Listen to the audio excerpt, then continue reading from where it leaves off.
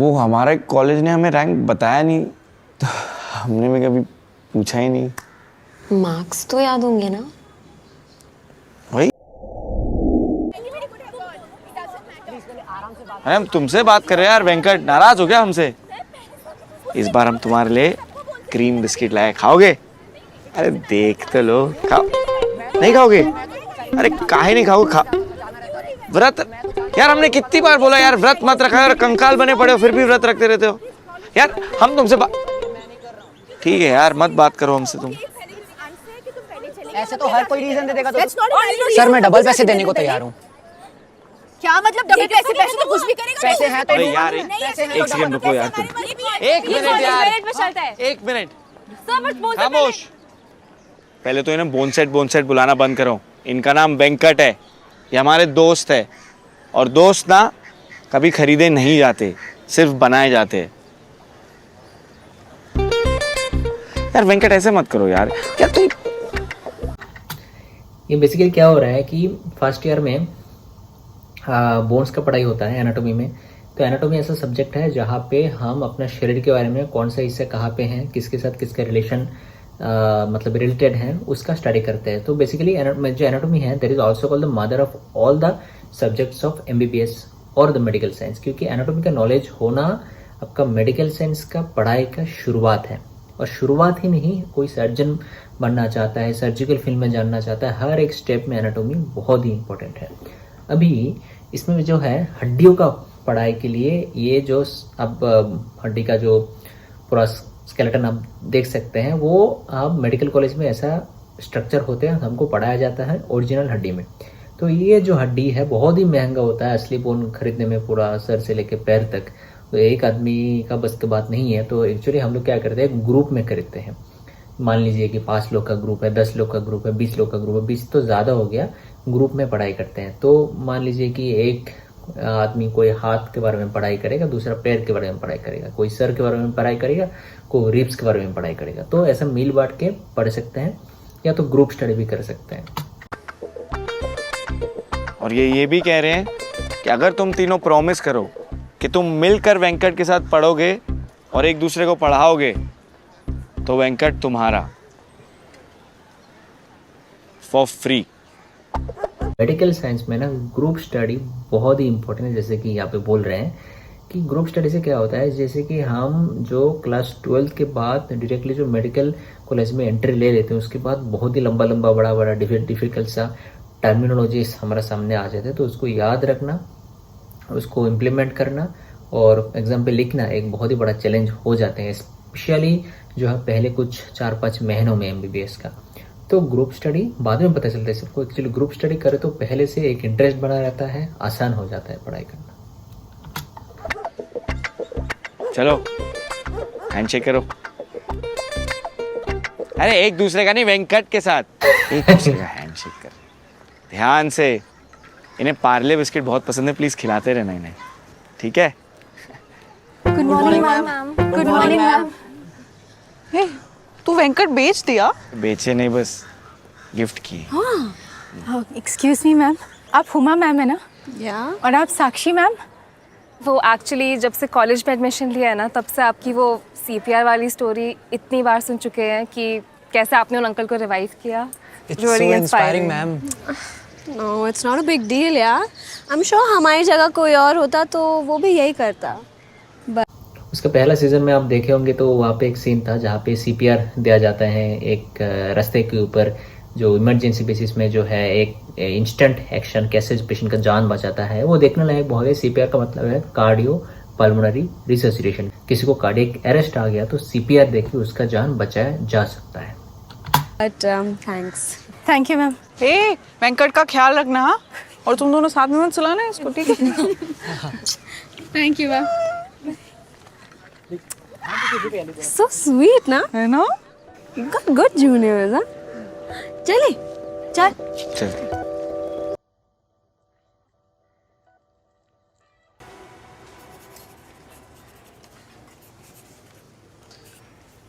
ए क्या कर रहा है? अरे हमें जो दिख रहा है वही बना रहे हैं। स्लाइड पे जो 4 पिंक सेल्स दिख रहे हैं वो ड्रॉ करने हैं ना।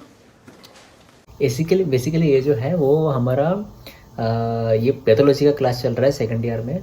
तो एनाटॉमी में भी जो हिस्टोलॉजी का क्लास रहता है फर्स्ट ईयर में, वो उसमें भी जो है माइक्रोस्कोप के अंदर हमको स्लाइड्स दिखना होता है नॉर्मल स्ट्रक्चर, लेकिन पैथोलॉजी में उसी ऑर्गन लेकिन एबनॉर्मल चीज़ दिखना होता है ना। तो वही डिफरेंस है आपका जो नॉर्मल एनाटॉमी और पैथोलॉजी में। यहाँ पे वो लोग वही देख रहे हैं। तो बात यह है कि जो हम थ्योरी पढ़ते हैं उसको हम देखने का कोशिश करते हैं अंदर दिख रहा है कि नहीं दिख रहा है। ये बंदा जो है उसको नहीं दिख रहा है तो वो उल्टा कर रहा है, जो दिख रहा है उसको वो ड्रॉ कर रहा है। Actually that is also not a bad idea. मेरा जो मुझे आज भी याद है, मेरा जो हिस्टोलॉजी एग्जाम था, एनाटॉमी एग्जाम था, उसमें मुझे ना 2 स्लाइड्स ठीक से समझ नहीं आया, लेकिन क्या करें। लेकिन हाँ, मुझे इतना आ रहा था कि शायद वो अपेंडिक्स का स्लाइड है या तो गॉल ब्लैडर का स्लाइड है। तो मैं एक्चुअली वो प्रेशर में मैं भूल गया कि दिखता उसका स्ट्रक्चर एक्चुअली कैसे। मैंने प्रैक्टिस तो किया था, लेकिन उसके बाद क्या किया, स्लाइड जो मैं माइक्रोस्कोप के अंदर दिख रहा था बहुत ही क्लियर था, तो डिक्टो जैसा दिख रहा था वैसे ही मैंने ड्रॉ कर दिया। तो अल्टीमेटली वो स्ट्रक्चर आ गया था। So that is a good way actually. कितने सेल्स? 4 हुमा स्लाइड नंबर कौन सा देखना है? 4 अरे हुआ 2 और 2 कितने होते हैं यार? आई नो तुम लोग क्या कर रहे हो। मुझे तो खुद लगता है कि अगर मैं रेस में अकेले भी रन कर रही होंगी ना, तब भी मैं 4th ही आऊंगी।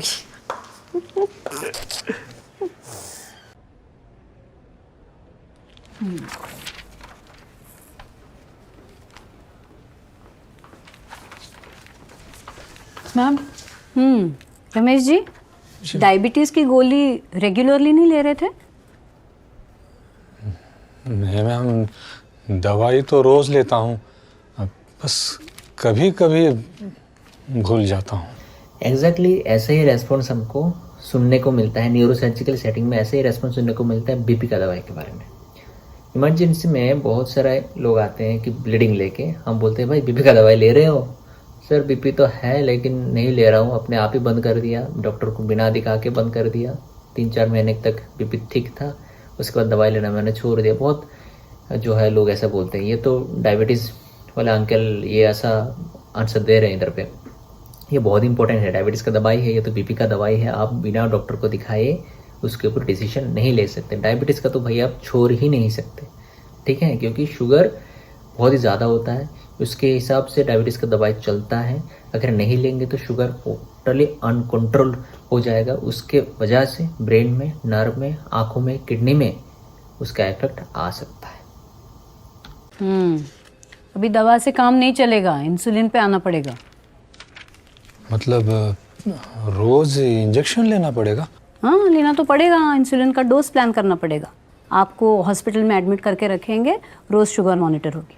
हॉस्पिटल में एडमिशन का क्या ज़रूरत है, बंदा तो दिखने में ठीक ठाक है। ये इसलिए होता है कि बहुत लोग जो है, देखिए दोनों प्रॉब्लम है, शुगर बहुत ज़्यादा हो गया या तो शुगर बहुत ही कम हो गया। दोनों कंडीशन में हॉस्पिटल में एडमिशन अर्जेंटली चाहिए। अगर शुगर बहुत ही ज़्यादा हो गया वो बहुत ही डेंजरस है, ठीक है, वो जान का खतरा बहुत ज़्यादा होता है उसमें। तो उसके लिए इमरजेंसी बेसिस में इंसुलिन लगा के, इंट्रावेनस मेडिसिन लगा के उसको कंट्रोल में लाना पड़ता है। उसके बाद जब वो स्टेबल लेवल में चला आता है, नॉर्मल रेंज में चला आता है, तब जाके पेशेंट को डिस्चार्ज करके फर्दर होम बेस्ड जो आपका इंसुलिन बोलिए या तो टेबलेट बोलिए, वो डायबिटीज़ का दवाई ले सकते हैं।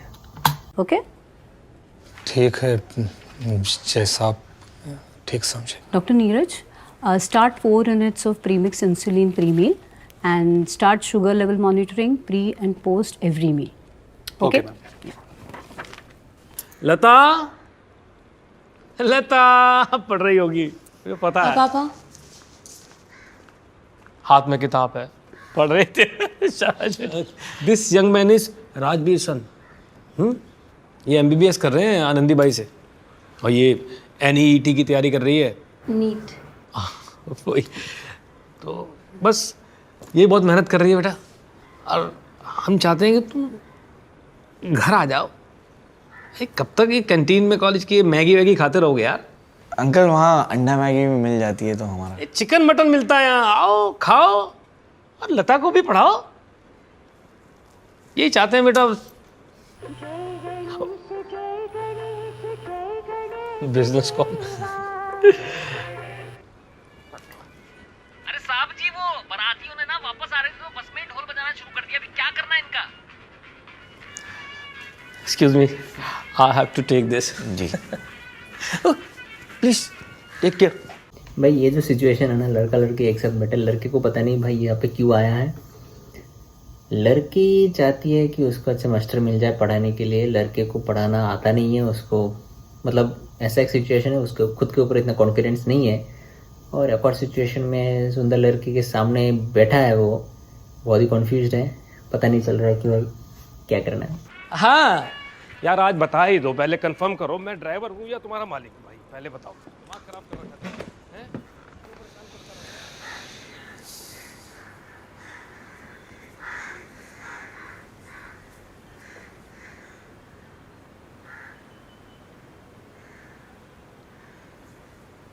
अच्छा, लता ट्रैवल्स।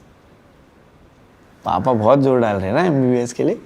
नहीं, मुझे खुद करना है, लाइफ सेट हो जाएगी। Life set. वैसे आपकी नीट में कितनी रैंक आई थी?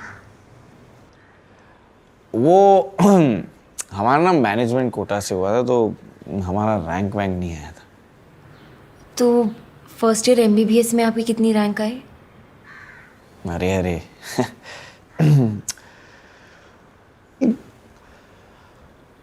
50-55% के करीब आए थे मार्क्स। उसका मतलब मेडिकल कॉलेज में जो है ना, वो पास मार्क ही होता है हमारा 50%।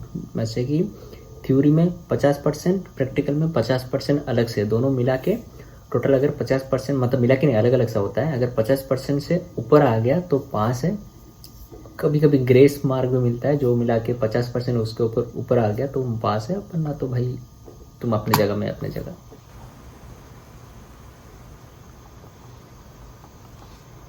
लड़की को पसंद नहीं आया। Actually I really want to crack NEET. मैं बिल्कुल भी टाइम वेस्ट नहीं कर सकती। I am sorry but I don't think कि आप हमें पढ़ा पाओगे। भाई तो मुंह के ऊपर चाटा मारना हो गया भाई, बेइज्जती।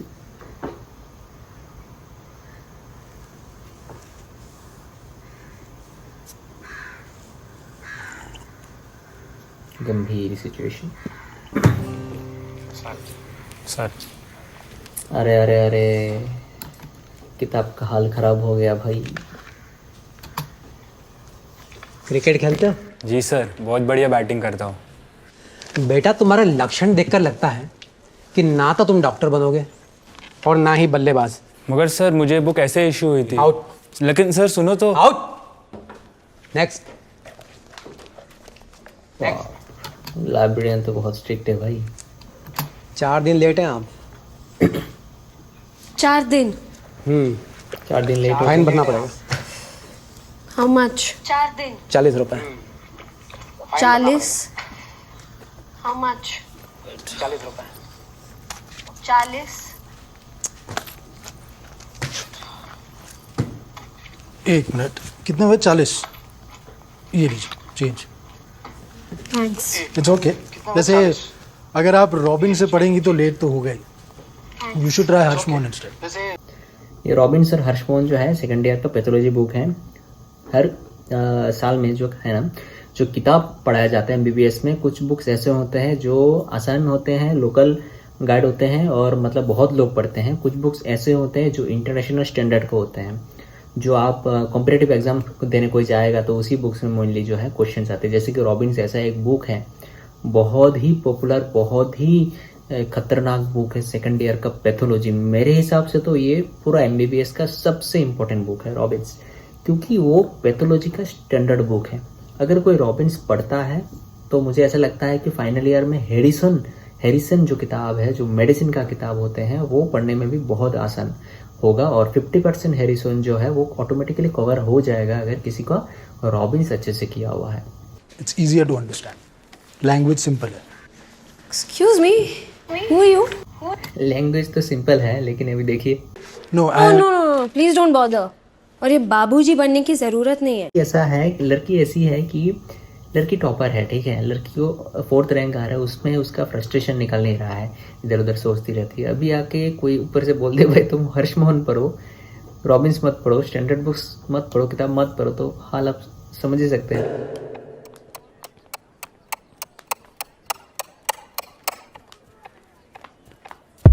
तुमने सीजन 4 देखा क्या? नहीं यार, अभी तक एपिसोड 4 पे ही हूँ। हुमा, कौन सा स्लाइड नंबर देखना है? और ये लगा चौका, 4 और सुना तू इस बार भी 4th आई? अरे हुमा तेरे पास अचार है क्या? 2 और तो कितने होते हैं यार? 4 दिन लेट है आप। क्या चालू? My name is Huma, can't you सी?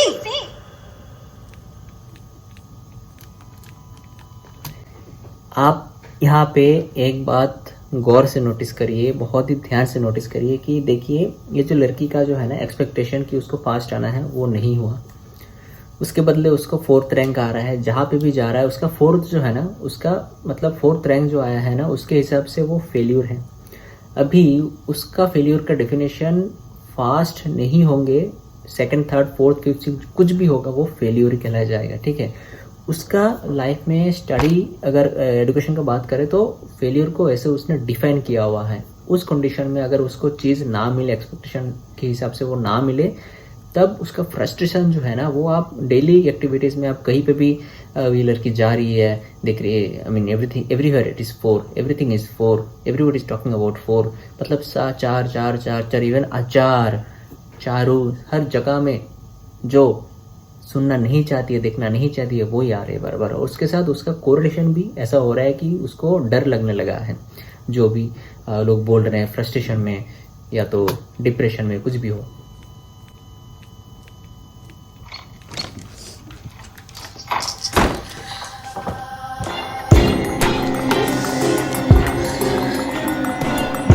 ऐसे में क्या होता है ना, लोग अपने आप को ही मतलब सजा देते हैं। मेरे ख्याल से तो किसी को ना कोई एक नंबर के ऊपर अपना सक्सेस डिफाइन नहीं करना चाहिए। आपका एजुकेशन का, आपका स्टडी का क्वालिटी एक नंबर के ऊपर, रैंक के ऊपर ही डिफाइन नहीं करना चाहिए। हाँ, आपका कोशिश ये रहना चाहिए कि आप अच्छे से अच्छा करें। किसी से कंपेयर करें तो उसके हिसाब से आप अपना हैप्पीनेस को डिफाइन करेंगे, सक्सेस को डिफाइन करेंगे, वो अच्छा नहीं है। और स्पेशली अगर आप एक फिगर उसमें सेट कर देंगे, मुझे फास्ट ही आना है, मुझे सेकंड ही आना है, फास्ट या सेकंड दोनों में से ही आना है, ठीक है। उसमें क्या होता है कि लोग अपना जो मेन लर्निंग है, मेन एक्सपीरियंस है, उसके बारे में भूल जाते हैं और नंबर के पीछे छूट जाते हैं। तो वो जो नहीं मिलता है ना दुनिया में, बहुत सा डेली अच्छा अच्छा चीज़, beautiful things, they don't see, they just simply ignore all those things. तो ये मेंटल हेल्थ के लिए अच्छा नहीं है।